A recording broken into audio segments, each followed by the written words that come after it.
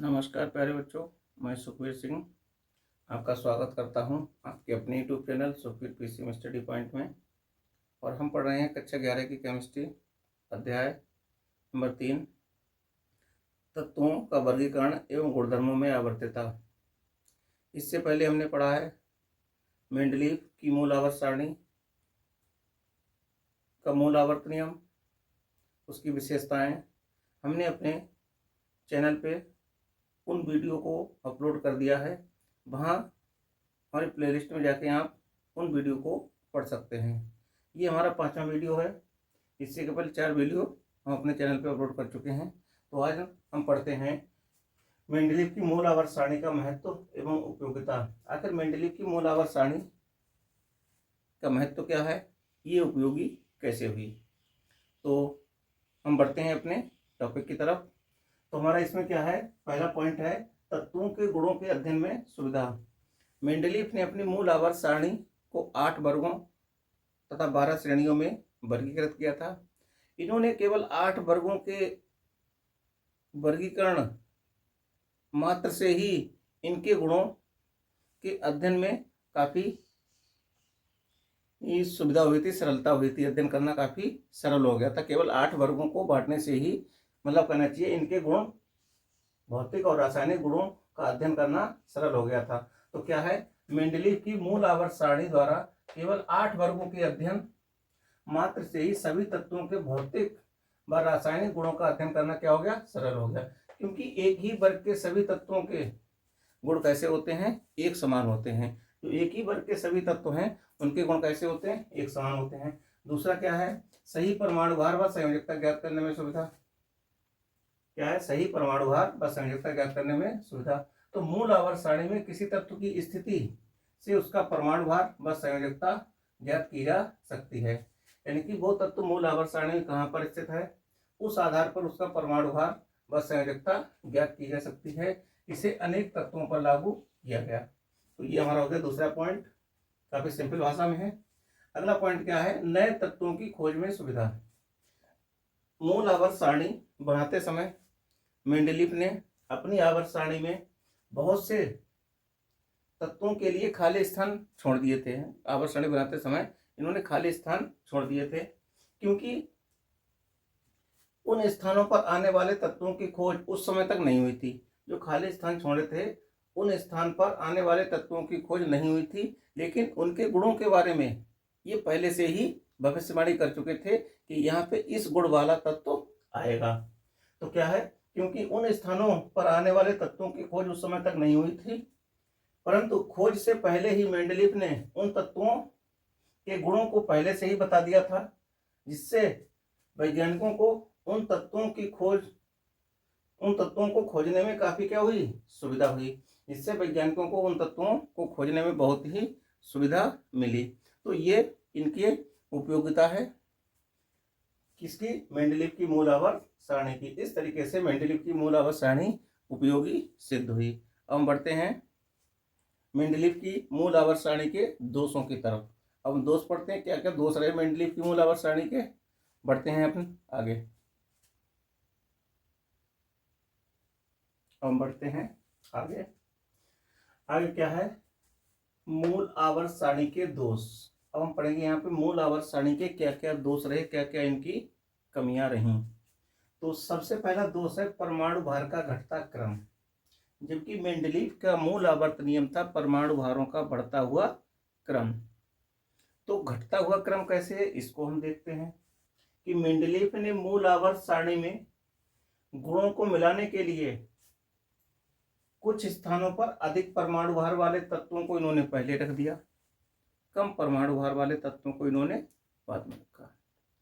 तो ये इनका सबसे बड़ा दोष है। इन्होंने क्या किया कि तत्वों के गुणों को मिलाने के चक्कर में ये भूल गए कि हमारा मूल सिद्धांत क्या है, अपने मूल सिद्धांत को भूल गए और उसको दरकिनार करते हुए इन्होंने गुणों को मिलाने के लिए, तत्वों के गुणों को मिलाने के लिए कम परमाणु भार वाले तत्वों को बाद में रखा, और जबकि अधिक परमाणु भार वाले तत्वों को इन्होंने क्या किया, पहले रख दिया। तो ये मूल आवर्त नियम का विरोध है, नहीं है। जो कि मूल आवर्त नियम के विरुद्ध है, जो कि मूल आवर्त नियम के क्या है, विरुद्ध है। क्या क्या इन्होंने किया, टेलुरियम का परमाणु भार होता है 127, जबकि आयोडीन का परमाणु भार होता है 126। इन्होंने क्या किया, टेलुरियम को आयोडीन से पहले रख दिया, जबकि टेलुरियम को आयोडीन के बाद में रखना चाहिए था। क्यों रख दिया, क्योंकि इन्होंने गुणों को मिलाने के चक्कर में ये भूल गए कि हमारा मूल सिद्धांत क्या है। ठीक है, तो ये इनकी सबसे बड़ी कमी रही। टेलुरियम को इन्होंने पहले रखा जिसका परमाणु भार है 127, जबकि आयोडीन को इन्होंने बाद में रखा जिसका परमाणु भार है 126। दूसरी इनकी कमी, कोबाल्ट 58.9 को इन्होंने पहले रखा, जबकि निकिल 58.7 इसको बाद में रखा। तो ये इनकी कुछ ऐसी कमियां रही कि ये मूल आवर्त मतलब कहना चाहिए बनाते समय इन नियम अपना भूल गए। दूसरा क्या है, समान गुणों वाले तत्वों को अलग अलग स्थानों पर रखना, बहुत बड़ी कमी है बच्चा ये। इन्होंने क्या किया, समान गुण वाले जो तत्व थे, समान गुण वाले तत्वों को इन्होंने क्या किया, समान गुण वाले तत्वों को अलग अलग स्थानों पर रख दिया। कुछ तत्वों के गुण समान होने के बावजूद भी, कुछ तत्वों के गुण क्या थे, समान थे, लेकिन समान होने के बाद भी इन्होंने उन तत्वों को क्या किया, अलग अलग वर्गों में रख दिया। ये इनकी सबसे बड़ी कमी थी। क्या, जैसे कॉपर और मरकरी, कॉपर और मरकरी के गुण समान होने के बाद भी इन्होंने उन दोनों को अलग अलग रख दिया, इनका अलग अलग वर्गों में इनको रखा गया। दूसरा अगला क्या है, तीसरा, भिन्न भिन्न गुणों वाले तत्वों को एक साथ रखना। देखो, पहले इन्होंने समान गुणों वाले तत्वों को अलग अलग रखा, अब भिन्न भिन्न गुणों वाले तत्वों को इन्होंने एक में रख दिया। सबसे बड़ी कमी है ना। देखो क्या क्या, बेरियम, मैग्नीशियम, कैल्शियम के साथ इन्होंने कैडमियम और मरकरी को एक ही वर्ग में रखा, जबकि इनके गुणों में समानता बहुत कम है। तो ये है तो मतलब मेटल, धातु हैं, लेकिन इनके गुणों में समानता क्या है, बहुत ही कम समानता है। कम समानता वाले गुणों को इन्होंने क्या किया, कम समानता वाले तत्वों को इन्होंने एक ही वर्ग में रख दिया, जो इनकी ये सबसे बड़ी कमी रही, सबसे बड़ा दोष रहा। ठीक है, आगे बढ़ते हैं। हाइड्रोजन का स्थान देखो, हाइड्रोजन का स्थान क्या इन्होंने किया, हाइड्रोजन को केवल पहले वर्ग में रखा। इन्होंने क्या किया, हाइड्रोजन को पहले वर्ग में रखा गया, जबकि हाइड्रोजन के गुण क्षार धातु यानी कि पहले वर्ग के समान तो ही है, और हाइड्रोजन के गुण, हाइड्रोजन तत्व जो होते हैं हमारे, जो सातवें वर्ग में उपस्थित होते हैं, क्लोरीन, फ्लोरीन, ब्रोमीन और आयोडीन, इन के गुणों से भी हाइड्रोजन के गुण मैच खाते हैं। तो हाइड्रोजन को केवल पहले वर्ग में रखा, जबकि हाइड्रोजन के गुण क्षार धातुएं जैसे पहले वर्ग व हाइड्रोजन दोनों से मिलते हैं। तो ये भी इनकी सबसे बड़ी कमी रही। अगली कमी क्या रही, समस्थानिकों को स्थान। समस्थानिक क्या होते हैं, सम माने बराबर, स्थानिक माने स्थान जिनके स्थान समान होते हैं, यानी कि परमाणु क्रमांक समान, परमाणु भार अलग अलग होते हैं, वो हमारे कहलाते हैं समस्थानिक। ठीक है, समस्थानिकों के परमाणु भार अलग अलग होने पर भी इन्होंने आवर्त सारणी में एक ही स्थान पर रखा इनको। समस्थानिक जो होते हैं हमारे, इनके परमाणु भार अलग अलग होने पर भी इन्हें आवर्त सारणी में एक ही स्थान पर रखा गया।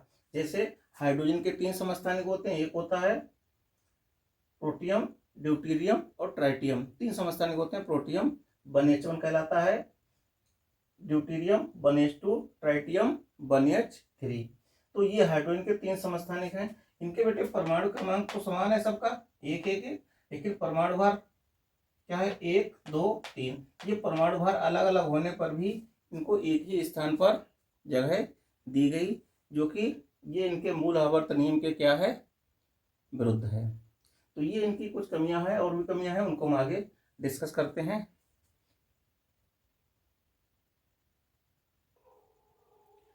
अब हम बढ़ते हैं अपने अगले पॉइंट की तरफ, संभारिकों को स्थान। कि मूल आवर्त सारणी में संभारिकों, संभारिक माने क्या होता है, सम माने बराबर, भारिक मीन्स उनके भार क्या हो, समान हो। ठीक है, तो वो हमारे कहलाते हैं समभारिक। तो समभारिकों के परमाणु भार समान होने पर भी उन्हें अलग अलग स्थान पर रखा गया। देखो कितनी बड़ी कमी है इनकी कि समभारिकों के परमाणु भार समान होने के बावजूद भी मेंडलीफ जी ने क्या किया था कि इनको अलग अलग स्थान पर रखा गया, जबकि इनका परमाणु भार इनका मूल सिद्धांत था, मूल लक्ष्य था इनका परमाणु भार। जैसे आर्गन का परमाणु भार कितना है, 40। पोटेशियम का कितना है, 40। कैल्शियम का कितना है, 40। ये जो नीचे लिखे हैं इनके परमाणु क्रमांक हैं 18, 19, 20। जो ऊपर लिखे गए हैं शीर्ष में टॉप पे, वो हमारे क्या है, इनके परमाणु भार। तो इनके परमाणु भार समान होने के बावजूद भी इन तत्वों को क्या किया, इन्होंने अलग अलग रखा। ठीक है, ये इनकी सबसे बड़ी कमी थी। अगली कमी क्या है, अक्रिय गैसों को स्थान। मूल आवर्त सारणी में इन्होंने अक्रिय गैसों के लिए कोई भी स्थान नहीं छोड़ा था। तो ये इनकी सबसे बड़ी कमी थी कि इन्होंने अक्रिय गैसों के लिए मूल आवर्त सारणी में कोई भी स्थान नहीं दिया। तो ये इनकी क्या है, कमियां थी, इनकी मूल आवर्त सारणी के दोष थे। फिर इनके दोषों को दूर करने के लिए सन 1913 में एक साइंटिस्ट आए थे, मोजले ने इनकी आवर्त सारणी को पूरा स्टडी किया, इनके मूल आवर्त नियम को स्टडी किया। स्टडी करने के बाद मोजले ने एक संशोधित आवर्त सारणी दी, जिसे हम क्या कहते हैं, आधुनिक आवर्त सारणी या संशोधित आवर्त सारणी। इसको हम अपने नेक्स्ट वीडियो में पढ़ेंगे।